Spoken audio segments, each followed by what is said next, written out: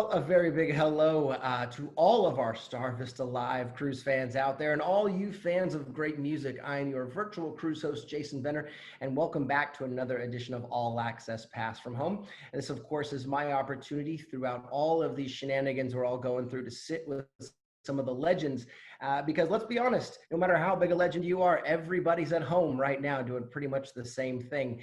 And today is certainly no exception. I am joined by the one and only Denny Terrio. Now, before I even give you an opportunity to say a word, choreographer, actor, MC, television personality, host extraordinaire, dance judge, host of Dance Fever, TV shows, movies, on and on and on. Of course, many people, remember you so fondly and maybe even best, forgive the term, from being the choreographer to John Travolta in a Saturday Night Fever. You've really done a laundry list of things, and you're one of my all-time favorites, man, because on top of all of that, I get to call you our celebrity co-host for the Ultimate Disco Cruise. So it's been too long. How are you, my friend? I'm great, man. I'm healthy, and I do miss the water though. And, I call it Woodstock on the water, because it's peace, love, and music. And I got to tell you, man, in my heart, that's what this whole pandemic needs. We need that music, because music is magic to me, and I miss that the most. It's true. That and doing voiceovers with you on the ships. We did a few voiceovers together. Yes, hey, we did. Before we get into that, here's a personal question for you. What type of music? Who's on your record player? Who's on your iTunes? Who are you listening to get you through all this? I go back and forth. I like Eric Clapton. I like a lot of rock and roll music. I still listen to the Bee Gees because that kind of brings me back. And sure, I did their 25th anniversry at Madison Square Garden, and I got to go out and introduce them when they were all together. So they have a special place in my heart. But I like rock and roll music too. And every once in a while, there's a group called Brenna. And I'm trying to think of his name, but they do bluegrass, cool. Banjos, and yeah. I like if it's talented and it has a great sound, I like it. Oh, that's fantastic. So you're not just married to disco music. You've branched out to other. Yeah, because if you stick with one genre, it gets repetitious. Of course, dance music is never repetitious to me, but it moves my body. It's not like something from my soul or my mind. Sure. It's more physical, Sure. It's like food, right? You can only eat the same flavor so frequently. It's nothing wrong with that flavor, but nothing wrong with diversifying the palate a little bit musically. Yeah. I love it. Got to branch out, Got to branch out, baby. So listen, let's get right down to it. We're obviously in the middle of all this health, I just use the term shenanigans. I don't mean any disrespect to obviously what's going on and what people are facing. It's just so absurd and surreal to me in so many ways that shenanigans is one of the best terms I can use for it personally. And again, I hope nobody take offense to that, please. But during all of this and through all of this, what are you doing to keep busy? What's keeping you sane around the house? Well, actually, I have a basement, and I'm in Florida, which is very unusual. Yeah. So I got all my exercise equipment down there, and I'm trying to stay in shape. I don't go out much, period. Yeah. Even though we have some bars open, I just don't do bars. I like big events, like the Ultimate Disco Cruise. That's when my party mind comes back in shape, and it keeps me going. So, I mean, basically, and I got the dogs, I'm a big dog lover, so they've been keeping me company. I don't have any in-laws to put in the guest house, so I put them in there. But other than that, I'm waiting for the shenanigans to die down. Amen. I got to get back. I love live stage. Me and my manager, Dave Oriola, had a bunch of shows for this summer lined up with, the the Urban Guerrilla Orchestra Yeah, that played UGO. on the Ultimate Disco Cruise, and Yeah. the Car Wash people, Rolls Royce, Oh, yeah. all the acts that were on the Ultimate Disco Cruise, and we were about to do a big tour. And you know, in my wildest dreams, if I had to bet, I would never think that shenanigans would happen. These were all set deals, you know. Yeah, exactly. You've moved on to the next, once that's signed, once that's inked, you go to what's next. And then to have to revisit it, it's tumultuous. I mean, it's just really upended a lot of people's lives. And, it's with. Yeah, I should have never given up my show on Sirius XM. You know? Yeah, right. That's perfect right now, sitting in a little booth. And, Yeah. That's what I mean. I should be back on there doing that, but things happen. But, I'm just living in my own world, staying healthy. Good, man.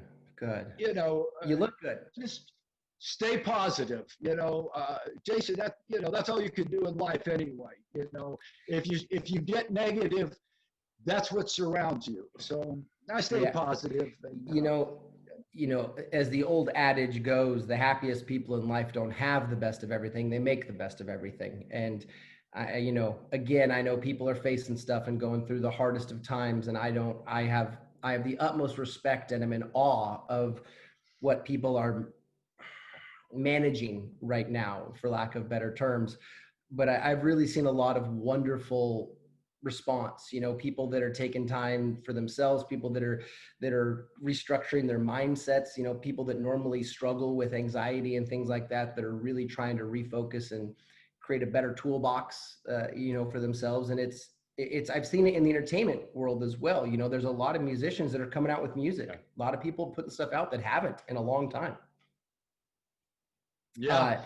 And the sad part for me is the masks. I can't see people smile because I like to engage people. If I'm at a store or something, I love to see people smile, like on the cruise, everybody smiles and they're having a happy time. I like my life to go that way,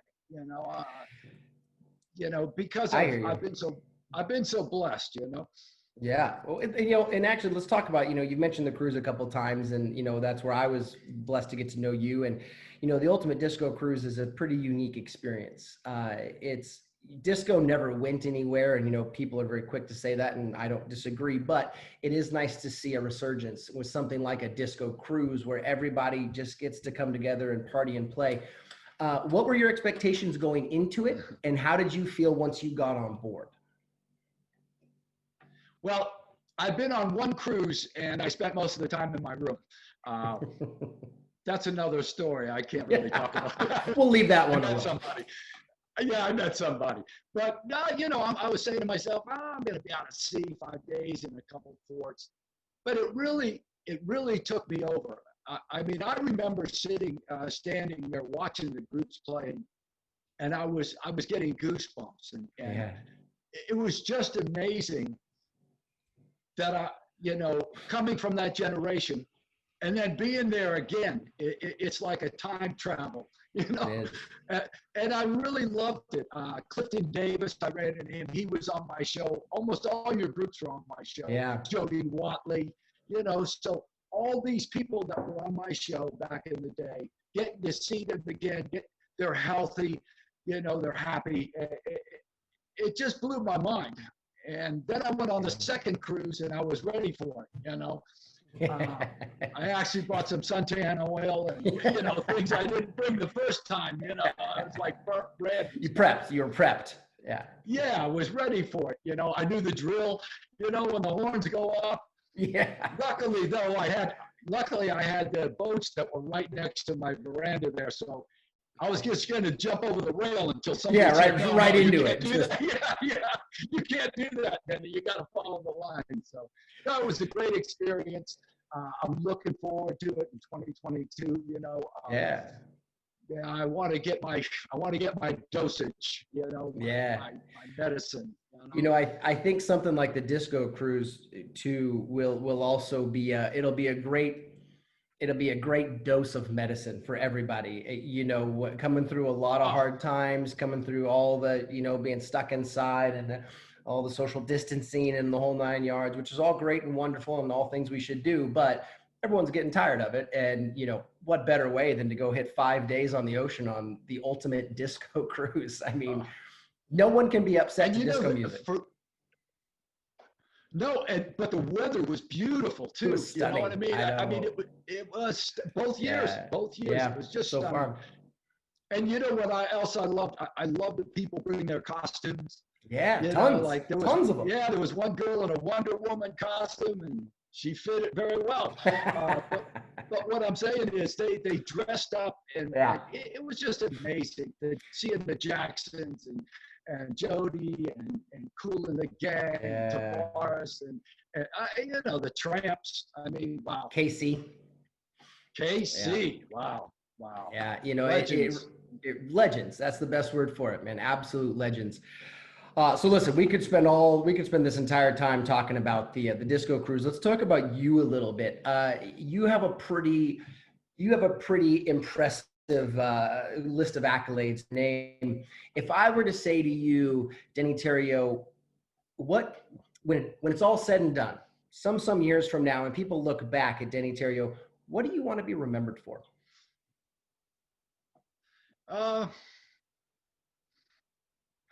That's a tough question. Of course, Saturday Night Fever comes up. You know what's funny, Jason, is I really think that for me in my life was the struggle of getting there. Because that only 2% of people in my business work, and so that struggle kept me going. I ate a lot of peanut butter. Everybody says, "Oh, yeah, you made it." It took me 10 years. Of not making it. Yeah. Of not making it. Out in Los Angeles, and you know how much that costs. I never did take a waiter job though, but it was hard times. I worked a lot with Dick Clark, who I love. Dick Clark was the first guy to bring street dancers and make them popular. He knew there was an attraction for that. Everything else, but that was, jazz dancing. And then Dick Clark said, "Hey, these kids are good," which kind of prompted my show, Dance Fever. Mm-hmm. So, but yeah, I mean, I can go on and on. The 25th anniversary of the Bee Gees, where I got to introduce them, that was fantastic. Some of the moments in my life that I went and saw Frank Sinatra, and my manager at the time had managed Sinatra, and I went backstage in the dressing room. There was Dean Martin, Joey Bishop, Sammy Davis Jr., who I had on my show, and I was against the wall. I'm with the Rat Pack, So things like that in my life, to me, Sinatra. He was very nice to me. He said, "I love your show." Those kind of things. It's surreal. I think the circles you can find yourself in. If you're in the business long enough, it really is. Like you said, whether it's introducing the Bee Gees or being backstage with Sinatra or any one of the hundreds and hundreds of celebrities that I mean, you're a celebrity in your own right, but you can be a fan as well, and any one of those celebrities that you get to run across as well. I think people forget that just because you're a celebrity, you can be a fan of people too. Like, I've been a fan all my life, Jason. I'll tell you what, the other part of being a celebrity, it's like, it's like a duck in water. I'm really pedaling fast, but I'm trying to be cool. You know what I mean? Because nobody can see what's below the water. Nobody sees what's below. We just see up here. Yeah, I still don't believe it. You know what I mean? It's like, wow. And hopefully a lot of celebrities are like that, because you never take it for granted. You be nice to your fans, be nice to your people. If they appreciate you, you got to appreciate them right back. And listen, I've been blessed to interview, work alongside a fair few people myself, in a relatively short time. And, you can tell the people that really appreciate the journey. You can tell the people that have worked hard to get there and understand that there's a lot of, Absolutely. I'm going to use a horrible phrase, little people, people view, you can tell when someone doesn't see others as less than them. There's not, that's a waiter, or that's a garbage man, or that's a plumber, or that's a host, or this or that, or whatever. Everyone's just doing their best. Everyone's getting from A to B. You don't know what everyone's doing, what they're going through and what they've been through. And to your point, and this is my compliment, you know, it's important to me that you could be the highlight of someone's year. Shaking your hand and meeting you could be that highlight. It could be the thing they've been looking forward to. And if you don't take, not that you need to take half an hour to sit down, but you can be kind even in 30 seconds. You can be kind. And Yeah.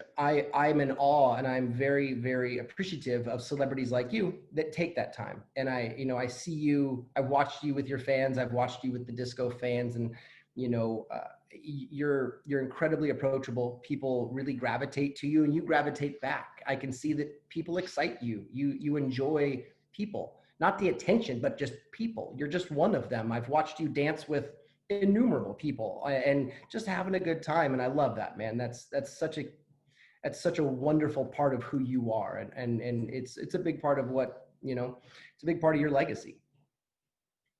That's the best compliment you give me. I mean, yeah, I can dance, yeah, I can do this and that.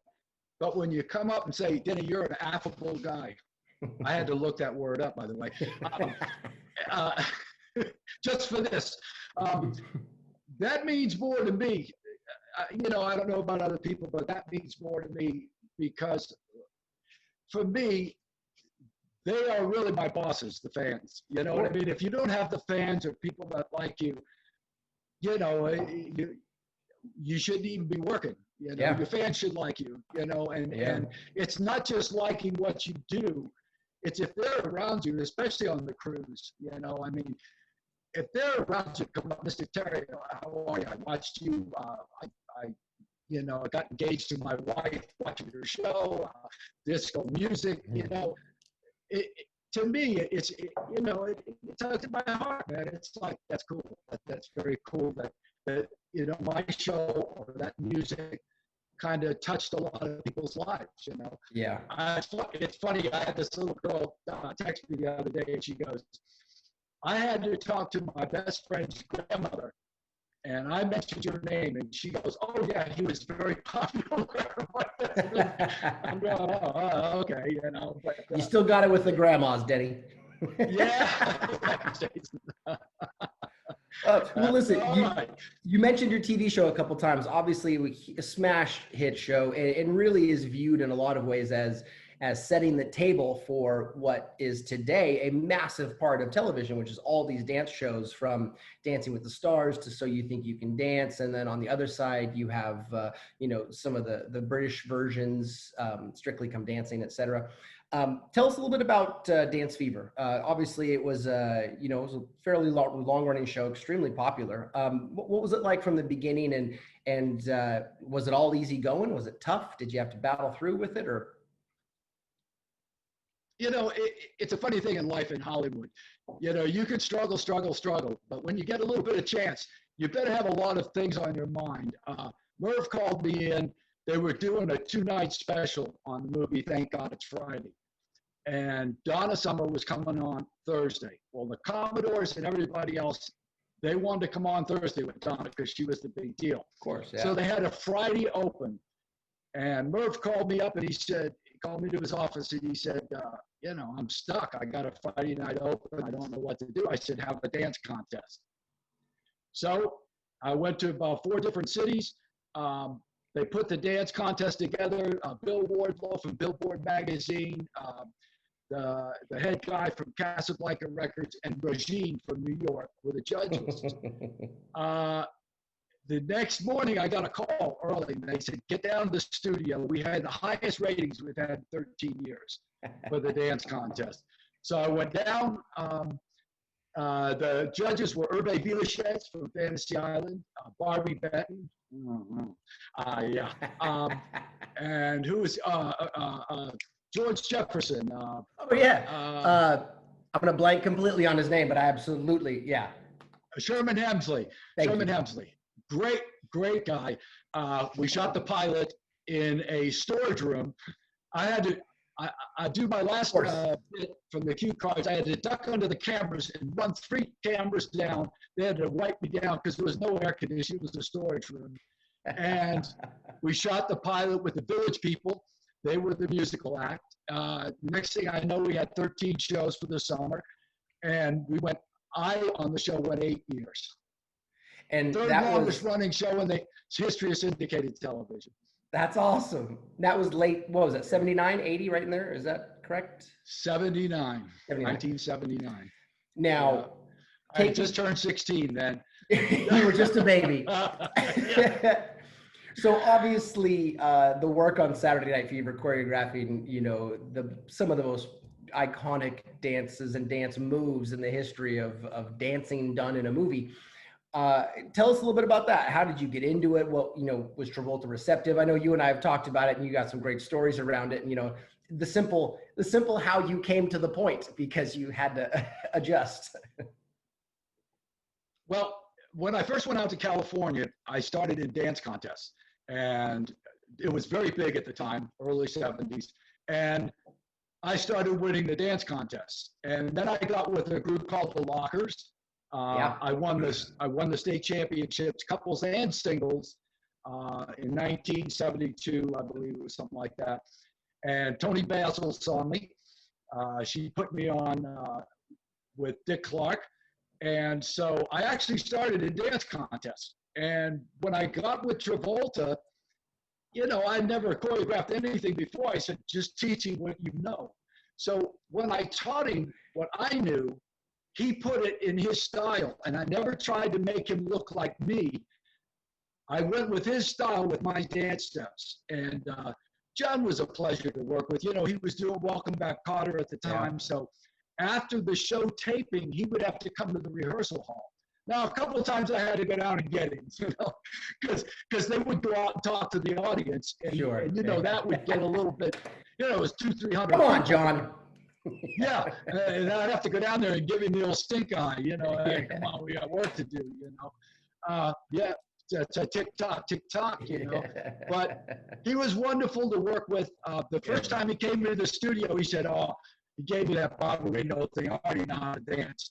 He was bending over, he had that plumber's butt crack. And he started dancing. I said, okay, that's good, John. Now this is what I want you to do. I put on my music. I did the knee drops, the splits, the Russian leap, the point. He goes, I want to learn that.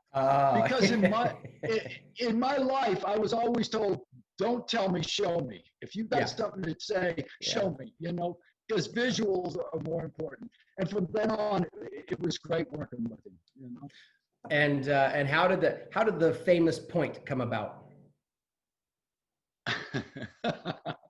It was more of a movement, and we were just playing with things. And I said, try this, John. And he started working it, and then I went freeze. And he went like this. He put his finger in the air and he froze. And I went, man, that looks good. I like that, John. And so, what I did is I would show him my steps. Then he would do them, and I would pull out what I thought the audience would like.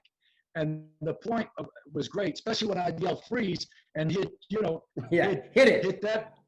point, baby. Hit that thing, So it was kind of a mutual thing between the two of us. Because look, when you're teaching somebody to dance, you don't want to get them frustrated. If you get them frustrated, then it's like taking 3 steps back, Yeah. You don't want to frustrate them. And so that's how we worked. But he was great. He was in great shape. He wanted this movie. This was just a vehicle. Grease was supposed to be the big movie. Nobody ever thought this movie was going to do anything. I thought so because, my butt was on the line. But John, John loved, when John got there, they wanted to cut out the dance scenes. And he told John Badham at the time, if you do that, I'll walk. Now, he's a young kid at the time, and he actually told a big-time director, if you cut the dance out, I'm walking. So I give him so many props. Started my career, and he's known now as one of the great dancers of all time. Yeah. Well, you played a big role in that, sir. And speaking of Travolta and all of this, and I don't want to open the door too wide. I'll allow you to go somewhere with it. You and I were texting the other day, and you've got some big stuff you've been working on, potentially with HBO. Is there anything you can talk about there? You know, we were talking about keeping this music alive, and I got a call from HBO and John Maggio. John Maggio was the writer, producer, director. He was an Emmy Award winner for The Untold Story of the 2008 financial crisis. So I get on I get on Zoom. As we all do. Yeah. Yeah. It took me about an hour, but I got on. But anyway, he says, Danny, we're doing a 6-part music documentary series to air on HBO in the spring. One of the series is on dance music, disco music, and we want to involve you and John Travolta and what went on there. And I was like, who is this? HBO? No. Yeah, I'm sorry. HBO, I'm like, I'll look at my schedule. Yeah. Anything you want, I'll do it for free, Yeah. But no, he's a wonderful guy, John Maggio. He's very talented. And the other people that are going to be on are like hip hop, the Red Hot Chili Peppers. It's not just disco, but disco is one of the 6-part series. It's good, look, anything I can do to keep this music alive, because I love it, and I know millions of other people out there love it, baby boomers all the way down to 40. The age group's getting younger. I remember even on the cruise, there were younger people on the cruise, A lot of them.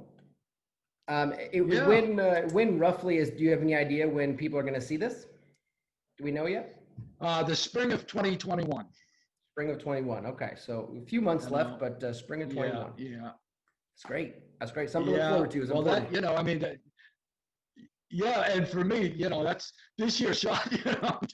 Unless I do something out my front yard, dance. Yeah. It's shot for me. And look, I feel as badly for other entertainers, because it's the spiritual thing of being on stage, and all those great performers right now, they're sitting in their house they're tapping and, walking around in circles, man, because that's what they say. If you have a job that you love, I don't know what the rest of it is. You never work a day in your life. Yeah. There you go. It's true, and I know that it's interesting too, because the entertainment industry is one of the industries that brings people joy. Like that's the purpose of the entertainment industry, right? Or emotion, maybe better said, whether it's fear-based or excitement or love or whatever, entertainment as a whole.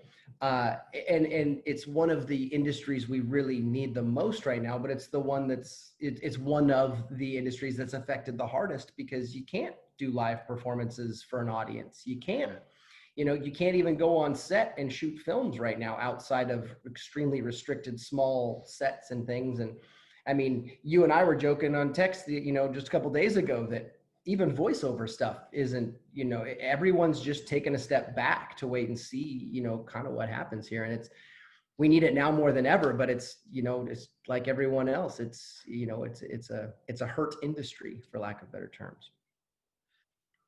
And they're doing this thing where they're putting cutouts in the seats and stuff, some of the sporting events. You can't do that with what we do, because we suck off the energy of the audience and vice versa. Yeah, it's a give and take thing, So we have to have bodies in the seats. And, I believe something will come about, maybe early next year. And, it's going to, I'm just waiting for the boat to right itself. Amen. It's a little bit to the left now, and it rights itself up, and people are going to want to go out and do this. Yeah. I saw this thing the other day. It was on Facebook of all these guys running down this steep hill, and they're bouncing and falling and everything. I've seen the cheese race. The caption was, "This is what's going to happen when the bars open." So people are going to want entertainment. They're going to want to go out and live, and because it's good for the soul. People ask me, I go, it's like fishing. When you go fishing, you're not thinking about anything else but catching a fish. Yeah. When you go listen to music, you're just enjoying the music that you grew up with or that you love, and it's right there in front of you. So. Absolute truth. Before we let you get out of here, I got a couple last questions for you. I'm gonna push you a little bit. Do you have anything on your bucket list? Out of all the things you've done, out of all the things you've done in your life and in entertainment, and is there anything that you just is there a on that bucket list still left? Well, I've jumped out of an airplane, so Yeah. that's scratched off. And I've been all over the world touring.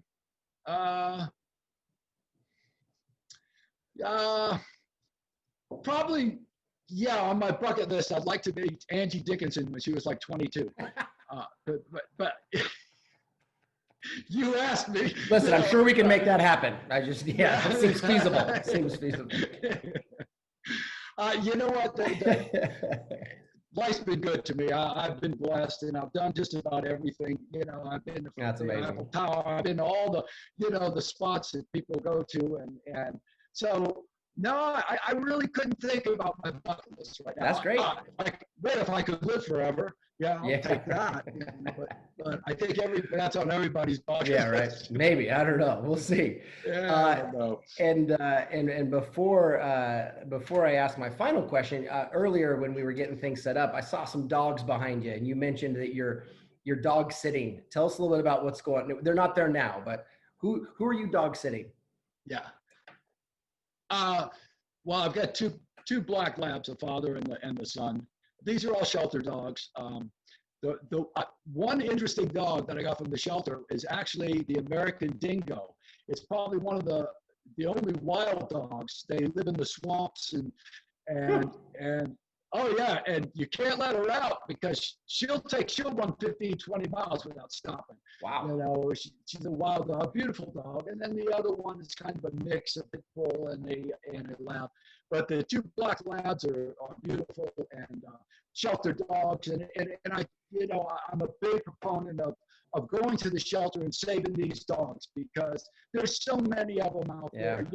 I had a bull mastiff at one time, cost me, I don't know, $1,500, $2,000. Beautiful animal, but the things these poor dogs go through, in the kennels. So I'm a big dog advocate, and if you're going to get a dog, go to the shelter and save an animal's life.